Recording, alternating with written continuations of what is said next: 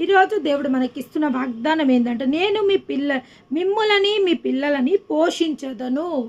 దేవాది దేవుడు ఈరోజు మనకిస్తున్న వాగ్దానం ఏంటంటే, మనని మన పిల్లలని ఆయన పోషించదను.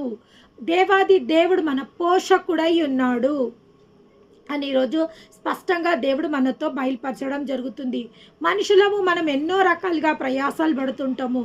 కానీ దేవాది దేవుడు ఏమంటుండంటే, ఆకాశ పక్షులను చూడుడి, అవి వడకవు, అవి విత్తవు, అవి వడకవు, అవి కోయవు, అయినప్పటికీ పరలోకపు తండ్రి వాటిని పోషించుచున్నాడు.